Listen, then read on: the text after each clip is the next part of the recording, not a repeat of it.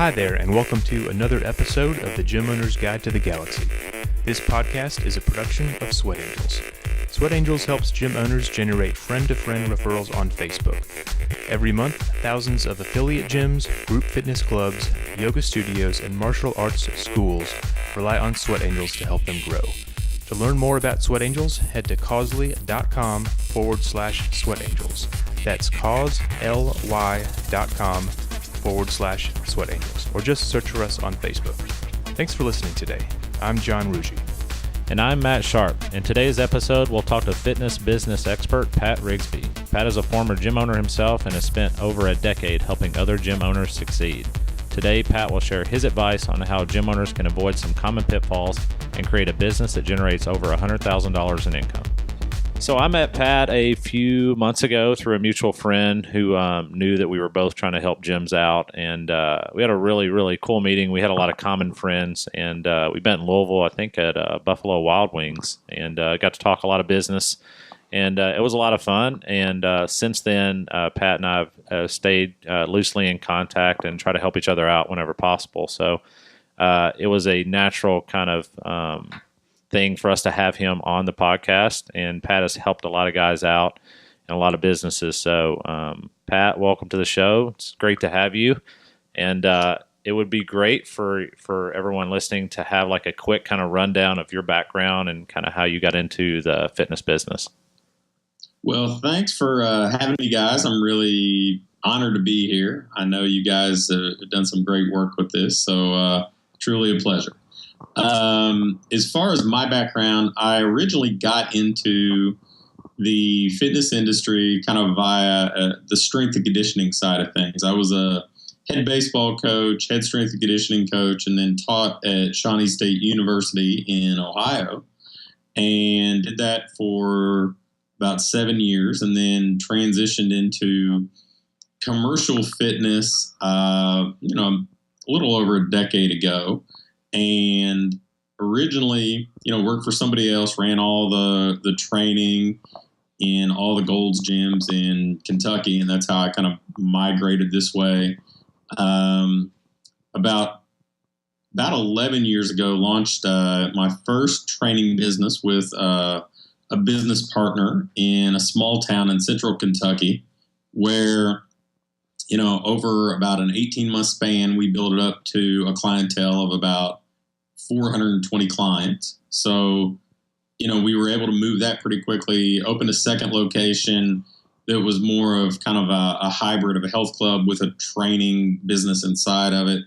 Grew that pretty quickly, and at that point started to do some coaching and consulting, which really kind of snowballed over time. And that became not only the core of what I even do today, but it also opened doors for a lot of other opportunities. So since about 2004, I have owned or co-owned 21 different businesses in the fitness industry, everything from 2 entrepreneur franchise 500 franchises, a 3-time Inc. magazine, like Inc. 5000 award-winning company, to equipment companies, food companies, you name it. Been kind of involved in every corner of the fitness industry, but really not too long ago, I really streamlined things and started to just hone in on helping fitness entrepreneurs to build their ideal business. Sold my stake in the bulk of the different businesses that I was involved in, and really, said I want to spend my time working with fitness business owners, fitness entrepreneurs who want to build, a business that allows them to have the impact they want to have, to earn the income they want to earn, and still have, a really good quality of life. So that's really what I'm focused on these days. So 21 businesses, is that right? Yeah. So Matt, is that worth the holy crap? It's a holy crap for me. Okay. I feel like I've done a lot, but now when I get in trouble at home, I can say it's not 21, so I should be still good. Set a new standard. Yeah, in hindsight, 21's probably too many, right? I'm happy to say that, other than the fact that, all of them taught me something. All of them, I think, made me better in helping other fitness business owners, but I don't necessarily know that they were all a good idea. And you've honed that down to basically one business right now, patrigsby.com, and the consulting and services you provide through that, right? Yes. So what type of services do you provide now? Like, more specifically, you said you help business owners. Is that more of a listen to kind of their issues and try to help them find a specific solution for them? Is it more of a group training? So a little bit of both. My business, it starts with a lot of free content. I do pretty much a daily newsletter. I write a lot each and every week. I try to share a lot of quality information there and on my blog. And then kind of the point of entry into the coaching relationship is I have Virtual Fitness Mastermind, which is a lot of curriculum, a lot of ready to use, done for you tools, and a private Facebook group where that's definitely kind of that group environment where I get some one-on-one attention that I get to give the people through that Facebook group, but then a lot of it is just curriculum for pretty much every facet of running a successful business and tools that they can use to expedite the implementation. And then kind of moving up the ladder, I run some short 6-week courses that are more intensive on particular topics. We just wrapped up one called the Producer Challenge, which is really kind of a marketing and sales driven course that helps people kind of know what they need to do to produce more new clientele, more new revenue in their business. And, so I'll run a handful of those courses over the course of a year. And beyond that, there are some mastermind groups that I run, and I take on a few private coaching clients. So lots of resources there, lots of different ways you work with gyms, and that kind of leads into some of the things we wanted to talk about. And one of the things I know that we always try to talk about with anybody that's kind of a subject matter expert is like, what are the key things? What are the big things that you see over and over and over again? And that stuff just usually ends up being really useful for a wide variety of people. So given some of the things that you've learned over the years, what are some of kind of the biggest challenges you faced in your own business? And I'm sure it's going to be some common things that we all face, but if you could talk about that, that'd be great. So as far as some challenge I faced in my own business, I mean, one, we kind of alluded to with 21 different businesses, trying to be too many different things and not focusing on being extraordinary at, one or even a small number of things. I think that most business owners in the fitness industry, they don't think strategically at all. They don't think, hey, this is what I want to be. This is what I want to be known for. And I'm going to go all in on doing that. They're very tactical. And so it's, hey, I saw this great idea on a blog the other day and I'm going to try that. Or I heard this, this tactic on a podcast and I'm going to put that in play. And they don't even think about how they would adapt it to fit their business's brand. They just kind of cut and paste. And so, they get spread out. They aren't really known for anything. And so now they're a commodity. They're competing on price and just hoping that there are enough people close by that'll take them up on that type of offer. So it's so funny, the parallels between that and people that you train, and somebody that will come to hey, I saw this article and I need to be doing this crazy sit-up routine. I need to add that in. And then next week it's like, hey, I just saw this bench routine. I think I'm going to add that in. This other guy said that. And I know these trainers that own these businesses are always like, No. Let's stick with the basics. Let's really get good at the foundational things. You don't need to be doing all these crazy training methods. Like we don't even have the basics yet. And then themselves in business, I see this all the time. They end up doing the same types of things with a lot of gimmicks. And I saw this work for somebody else. And it's funny you say that because I see that so often. It always comes up.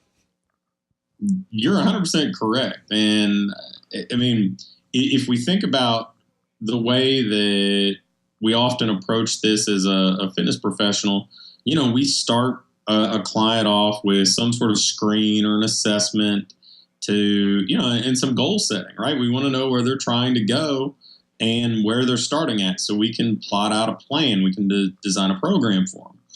And, we know better. We should know that's what works. That's why we do it. But we're not necessarily applying these kind of proven methods for helping somebody achieve a goal when it comes to achieving our own. So, you don't see fitness professionals kind of mapping out this strategic plan, what their 3 or 5 year goals are, what their 1 year goals are, and then kind of assessing where they are currently and what they need to do to move step by step to get there. But, we do it for our client. So if it's the best method for our clients to achieve what they want to, then, it's probably got a lot of carryover to what we're trying to accomplish as well. Yeah, that's a great point. It's not so much about the specific knowledge or the latest tactic, but it's more about your approach to the business and how you perceive strategy, whether you have strategy at all. So one of the things we wanted to pick your brain about on this podcast was the difference between a gym owner who makes, say maybe $55,000 a year, kind of, doing fine, but not living maybe the lifestyle they want, and someone who makes $100,000 plus. Can you talk a little bit more about how those two types of owners think about strategy and how they think about risk and opportunity, just so people can understand the difference that the right mentality can have on growing your business? So the person who's just getting by, that business owner usually isn't really thinking strategically at all. They're thinking very tactically. How do I get some new clients in today? Not so much kind of meshing that or seeing how that works in tandem with what their long-term plan is. So they're very reactive. They respond to, the stuff that's kind of thrust in their face each and every day. They're putting out fires in the gym. They're just trying to keep their head above water, responding to emails. They see that, the business is slow, so they may deploy the newest tactic that kind of comes in front of them. The most recent thing they heard about, the most recent thing they saw on Facebook or on the blog that they seem to be, following this month, and they try it. And, there's not a whole lot of vetting it to see if it's a good fit for their brand, for the clients that they want to attract. And so at best with those guys, it's like, 3 steps forward, 2 steps back. They may be making some slight progress over time, but it's hard for them to ever really kind of make that leap because they're just spending their entire day, their entire week, their entire year really just trying to keep their head above water. And so they don't ever get to, identify what success looks like for them and start moving systematically to get there. Right. And it seems like one of the attitudes that goes along with that behavior is there's not enough time in the day. If only I could work more hours, then I could do this one more thing that'll help me accomplish this next thing. But I think that's the wrong attitude because there's never enough hours in the day, and you keep working 70, 80, 90 hours a week and you're going to burn out. So a lot of that times it has to do with what kind of things should you stop doing to make time for this strategy. So can you share maybe some examples of things that you've stopped doing and just kind of simplify and give yourself some more time to do the strategy? Well, I think there are a couple things that always come to mind to me, but I mean, I'll tell you first and foremost, I mean, what you just mentioned, it is like the quintessential cop-out, right? We all have the same amount of time. I mean, regardless of somebody's political leanings, I'd say that, whoever the president of the United States is at any given time is a pretty busy guy, but somehow he fits it all in 24 hours. And none of us have that much responsibility, right?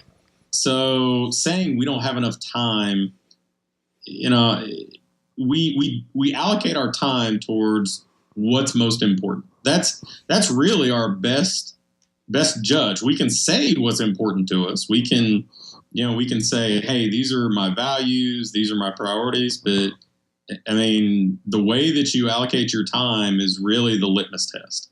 And I think that number one, you got to get clear about where you're trying to go. So that way you've got a filter. Each choice, each decision about how you're going to spend your time is either moving you closer to that or it's moving you further away from it. And it becomes pretty easy to run things through that filter once you know what success looks like to you, what your ideal business looks like, what your goals are. You're going to know, hey, should I spend time on this email? Should I spend time on this marketing tactic? Should I spend time going to this health fair or, dealing with this problem client? Ultimately, are they going to move me towards what I want my business to look like? And then secondly, I am about as big an advocate as somebody can be about playing to your strengths. I think that, you need to spend your time on the stuff that are your strengths, the things that you are best suited to do, and find ways to either streamline, systemize, outsource, or eliminate the things that don't fall into that, because you're never going to get to be that second facility owner or business owner that you mentioned, that person who's making $100,000 a year in personal income by doing a bunch of $8 an hour tasks. Yeah, that's a great point. Just because you can do something doesn't mean you should. And I know, Matt, you bring up that example all the time of the guy who spends his time sweeping the floors when he could be using that time thinking about how to grow his business. Yeah, it's funny you said that, because I just went through this exercise with somebody, and it was really eye-opening. And it really is the difference between you owning a business and you having a job. And if you're doing all those things, you work for that business. Like, you don't own it, you just work for it. And it's just like any other job that you go to. And it was funny when you were talking about that. It reminded me, there's two things. There's a book that I think John's reading, Essentialism as well. Are you reading that? Yeah, I read that a little while ago. So Essentialism, he talks a lot about one decision that makes 1,000. And it really does free up your time if you're really clear on what things you should be spending your time on. And there's another book that we're reading as a company called Start With Why. You've probably read it, Pat. So that celery test is an example I use all the time. And he talks about, like, if you're at a dinner party and you're there with a bunch of other successful business owners, and they start coming up to you and saying, you got to get into chocolate. Chocolate's the next big thing. It's growing. Like, my business has doubled with it. Another guy's like, it's Coca-Cola. You got to start getting Coke. You got to get into Coke. Cocoa's doing well. And then another guy's like, rice milk. Rice milk is the thing. And another guy's like, celery. Celery's the next big thing. And he's like, as a business owner, you get all these things thrown at you. And if you're not super clear on where you're going, it's tough to make a decision. But he says the way that you do that is if before you go to that party, you decide, I'm only going to deal in things that are healthy. They might be the right answer for somebody else, but it's not it's not the right answer for me. And he said it gets tough because some of those, like the guy that says you have to get into Coke, he might be more successful than you. And it's very tempting for a small business owner to try to follow all these different trends and advice. And he said it's just, if you can really define things like, I'm only going to deal in healthy products, then when you go there, you end up being very focused and only using the advice that's the right fit for you. And I love that analogy, and I've used that so many times, and it definitely helps me stay focused. I think everything you said there was spot on. And, and I would take the part about it, you being just kind of an employee of that business, a step further. It's a bad job. It's not even a good job when you're an employee of that business, because I've been an employee at a state university, and you know what? Those people, they get a defined, hey, we come into work each day at 9, we leave at 4:30. They get weekends off. They get paid vacation. They get good health insurance. They have good retirement. They get a 3% annual pay increase. And most business owners, if they're not thinking strategically, if they're not doing the things to put themselves in a successful spot and thinking like a business owner, they don't have much of any of that. No. Right? So they've really taken on a job that has a lot more responsibility, blurs the lines between where their business life ends and their personal life begins. And you don't get all the gratification, all the perks of being an employee. So, if you don't do this, you're really kind of saddling yourself with what I would consider a crappy job. And, you using that filter, hey, this is what I'm about. You're right. And I'll warn people right now that, I know that I saw it firsthand. Once I got to enjoy a little bit of success in the fitness industry, there were more and more opportunities. And frankly, a lot of them were good, but there's a difference between a good opportunity and the right opportunity. Yeah. And so that's exactly like when you talked about the Coke analogy, right? I mean, there are plenty of opportunities out there that might make you a little bit of money, might seem like they're kind of a Band-Aid solution to challenges you're facing now. But if they're not aligned with where you want to be down the road, then you need to get past those opportunities and focus on the ones that are going to move you kind of briskly towards where you want to be. Yeah, there's another point in essentialism that is related to that. He says sometimes you need to stop doing something that's good in order to do something great. And one of the things that we are trying here at Sweat Angels is we have our top 3 goals. Matt and I have them for our departments. We have them for the company. And those, we spent a lot of time working on those goals, and it wasn't an easy task, but we gave a lot of thought to make sure they were very intentional. And anytime we make a choice about something that our team is going to do, we look at those goals and we say, is this going to help us further those goals? And is this the best thing we can do to help us further those goals? Because we're always having to make a decision. There's only so much time in the day. If we do something, it means we're not going to do something else. And so having that framework in place and taking the time to make that has been really valuable for helping us kind of be well advised in making decisions. So one of the things I wanted to ask you in that regard is if someone's listening out there and they recognize that they're that guy who's just very reactive, they're working 80 hours a week and not really getting ahead, what are some of the first kind of tactical things they can do to start thinking differently? How do they really figure out where they're going? Yes. So, first of all, I think that there are probably any number of ways that you can approach it. I actually have just, just started offering a tool called the Ideal Business Game Plan that kind of maps it out. But, for somebody that doesn't necessarily have access to that tool, I mean, essentially it is, getting clear about what your values, what your strengths, what your talents, your kind of core traits are. So, hey, this is going to be the foundation of my business. And, I think it goes beyond core values. I mean, I think it goes into, okay, what are my strengths? What are my assets that I'm bringing here? And then you have to think about, okay, well, what do I want to be known for? Because I can't be known for everything. in my community? What do I want my business to be known for?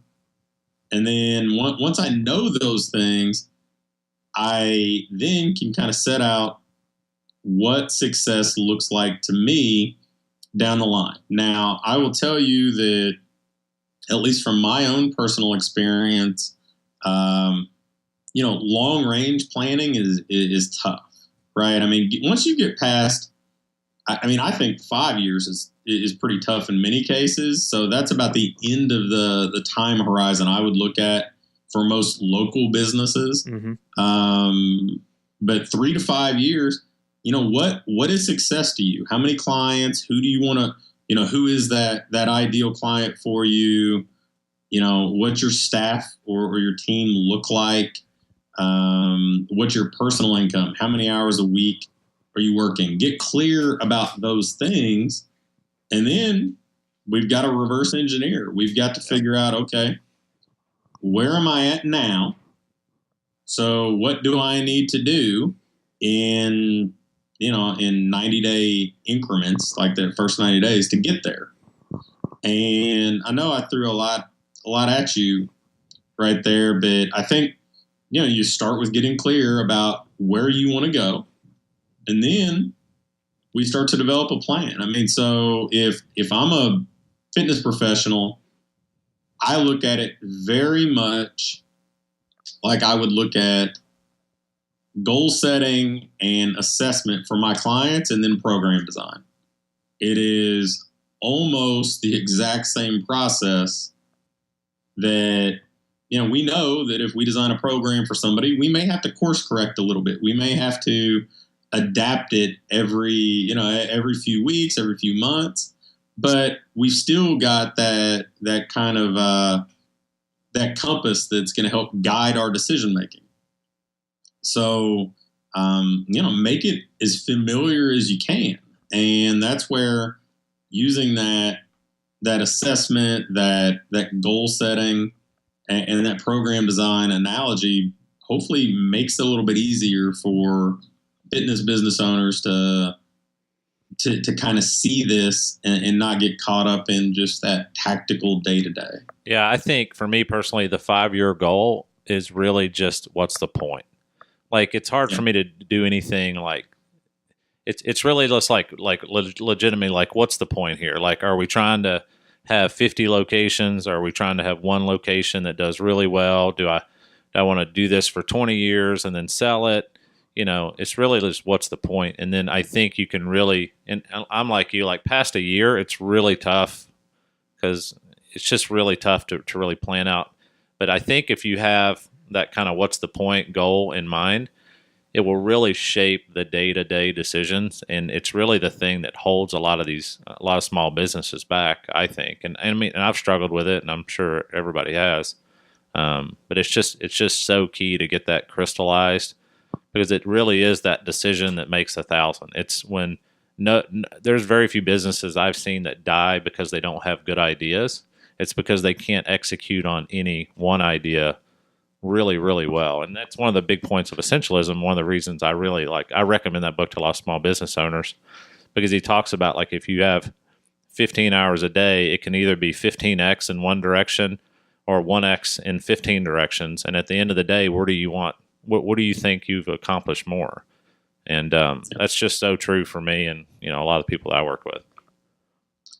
I think that it is something that plagues trainers so much, and some of it, admittedly isn't necessarily their fault. I mean, it's a unique profession that we've chosen to be part of, right? In most professions that are more mature, there's kind of this defined career path or defined approach that people take to building a business. I mean, if you want to be an attorney, you're going to be an associate. You're going to try to make junior partner. Then you're going to try to make partner. And, here, there's not this really, really mature career path. And so, there have been a lot of different things kind of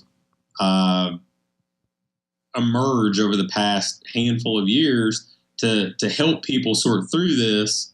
But it's still, it's still kind of a new, almost kind of Wild West atmosphere where, you can go out there and, as soon as somebody, like when Facebook ads were new and novel, the first person to figure that out was all of a sudden going to capture a big piece of the market.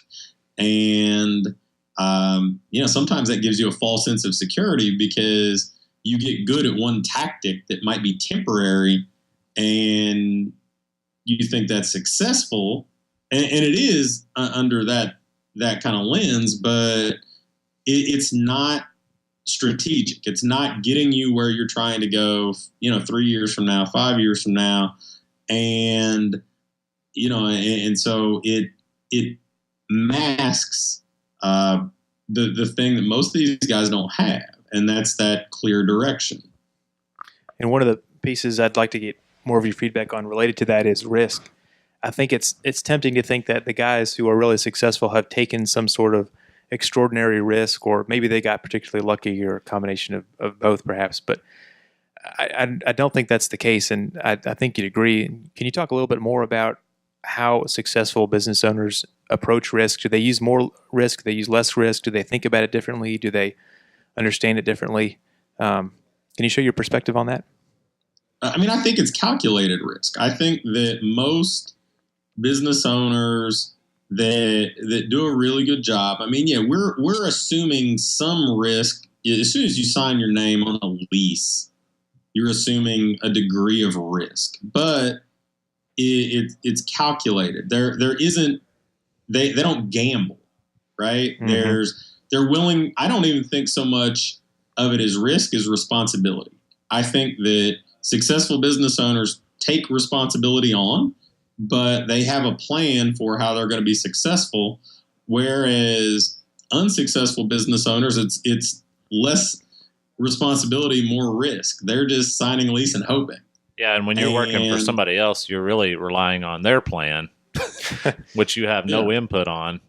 So I definitely think it's calculated risk, and those guys really think through. And the best risk are really low risk. If you have a good plan, it's really low risk. If you've planned those things out and you have contingencies and stuff. So I completely agree with that.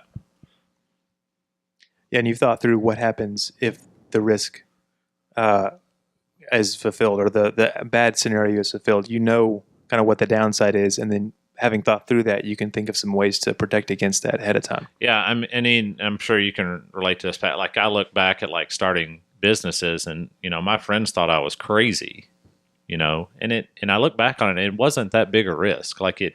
If you really think about it, if everything fell apart, would my life be over? No, it would not be over. Would I have to find another job until I can figure out what plan B is? And I look back and I'm like, man, I should have taken more risk back then. But when you're new, you're very scared. And but I felt like I just kind of trusted in the plan. But yeah, if I had to do over again, I'd probably take more, to be honest with you.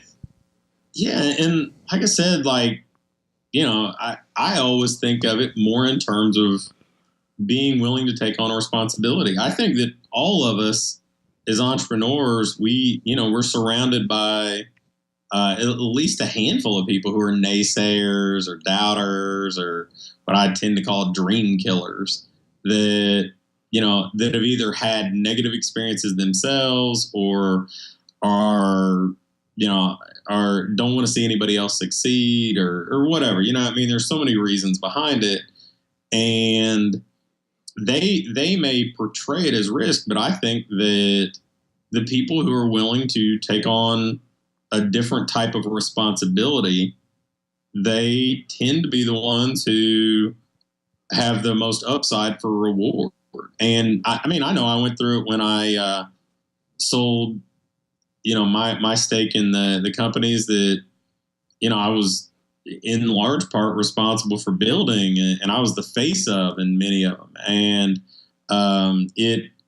some people probably viewed something like that as risk. And I thought, no, it's an opportunity. It's an opportunity for me to get closer to what my ideal business looks like. And with every little success that we have, it should give us more confidence that, we're better equipped to handle the next responsibility that we take on. Mm-hmm. And, sometimes the biggest risk is not taking action. If you're not actively trying to grow your gym, someone else in the area is making efforts to get those members. So you're setting yourself up for a huge risk by not continually improving yourself and improving your business and making sure that you're one step ahead of someone who's trying to market to the same people in that community. I think it still comes back to like not knowing where you're going is to me like the biggest risk, because then there is no plan. You're just kind of doing these things hoping that something works out, but you're at the whims of circumstance. Yeah, and I mean, there's like folklore about Elon Musk and like how much risk he's taken over the years and almost been bankrupt several times. But I don't think in that guy's head he was never crystal clear on what was going to happen and where he was going. And I think that just force of true will, I think sometimes you can just, if you really know where you're going, that you end up just figuring those things out. And there's a pretty famous story about like right before they were getting ready to go bankrupt, he put his last, I think, $40 million in.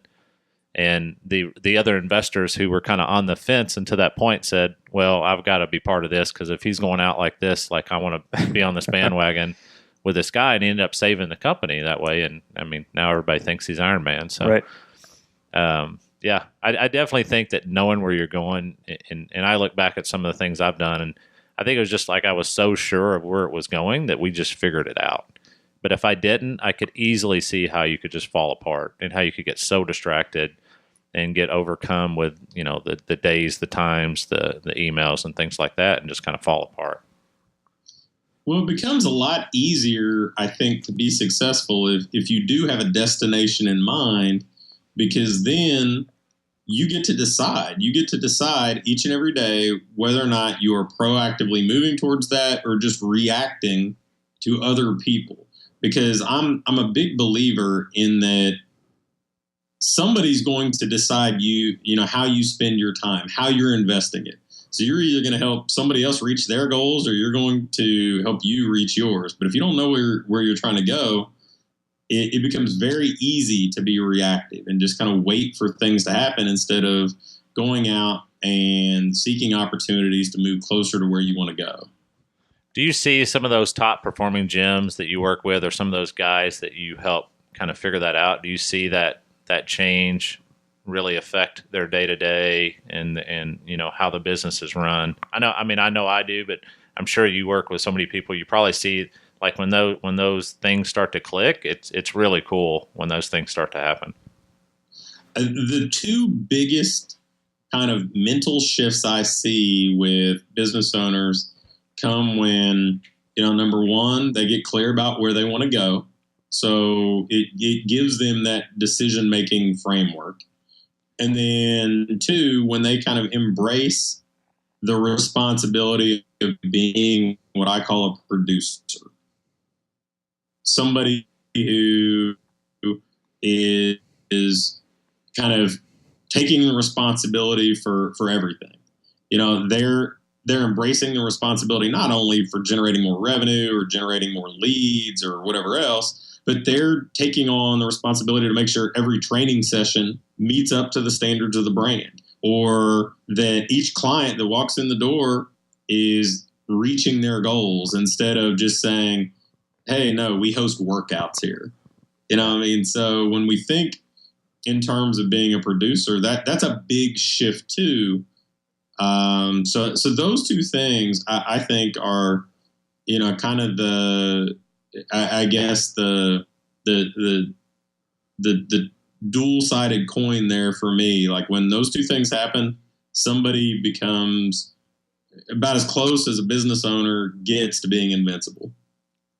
So let's go back to that hypothetical gym owner we talked about earlier on, someone who's taking home maybe around $50,000 a year and wants to double that. Can you talk a little bit more about expectations? Because obviously that's not going to happen overnight. You may make less for a little while you decide to invest in something that's going to have longer term returns. But how do you set the right expectation for yourself and know if you're falling behind or even getting ahead? So, I think you got to find ways to keep score, right? You you figure out where you're trying to go, and then you have a means of keeping score to know if you're getting there. So I think that it would be naive to think that the scoreboard is where a lot of these guys go is just gross revenue. But, so revenue is a part of it. Profit, personal income, those are parts of it. But like retention, if you're a group-based business, how the frequency that somebody comes in for training sessions relative to what their membership allows them to. Figuring out how to keep score and being able to measure yourself. Because, see, in most cases, as an employee or even as a client, hopefully somebody's holding us accountable. But as a business owner, that kind of big brother factor is gone in many cases. And so there's not somebody holding you accountable. So it's really easy to say, well, okay, I didn't sign up anybody this week. I will next week. Or, just rationalizing. It's a bad time of the year. Happening. Whether it's a little bit of attrition or I didn't get time to get to marketing today or whatever else. But if you got a scoreboard, now there's feedback for you. I either moved closer to where I'm going or I lost ground. There is no status quo, because even if nothing changed for the positive, you lost time. Sure. And measurement is a huge piece of it. And I think where the magic really happens is when you can look at how your business is performing and understand that if you do X, then Y happens. So if that's website visitors or, people following you on Facebook or people walking in through the door, phone calls, whatever that measurement is, if you can get more of this, that turns into more members or more leads or what have you. Once you can understand that relationship, it becomes very, very clear on where you need to allocate your time and money. Yeah, you're absolutely right. And it's still astounding to me how many business owners that I talk to, they don't know, they may be pretty close about like gross revenue or the number of clients, but beyond that, they don't know much of what's going on. They don't know their closing percentage. They don't know how many leads they got last month.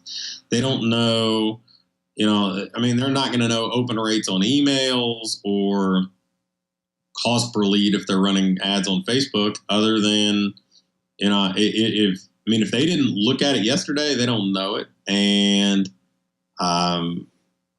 there are just so many of the, I don't think that you have to be numbers crazy to be really successful, but I think that you can't, there are a handful of those numbers that you can't ignore and ever get past average.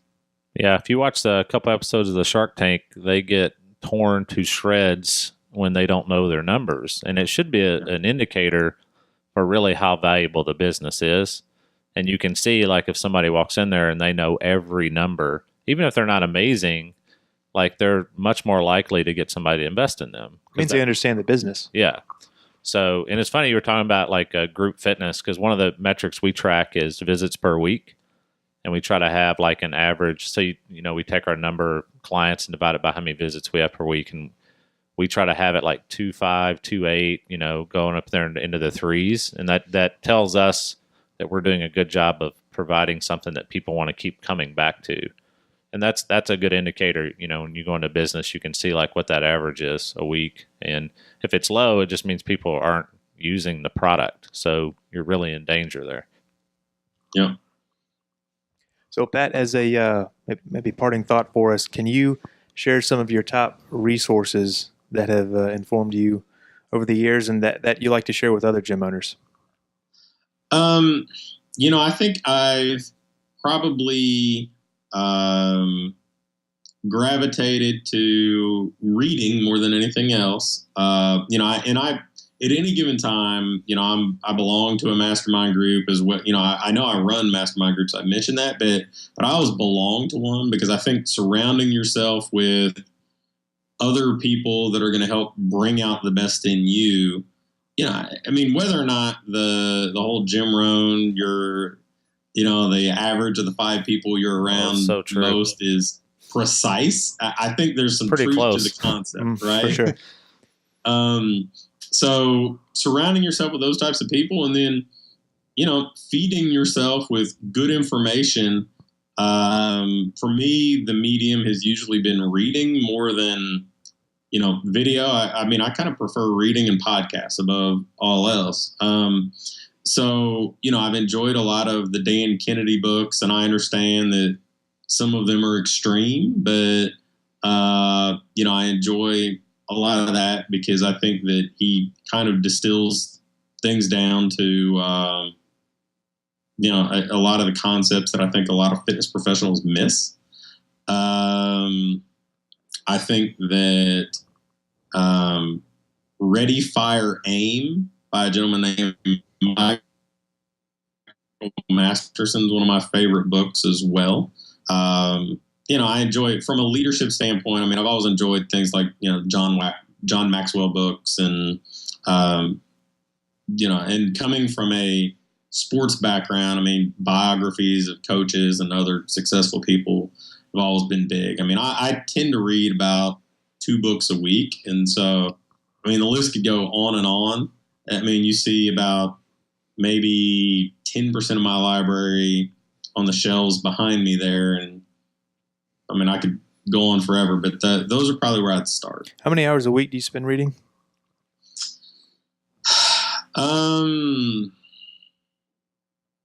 6, 7. So you make time for that.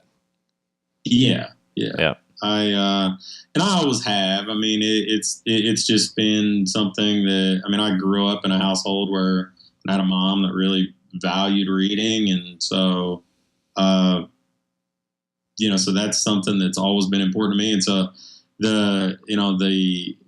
my iPad mini has become my travel library.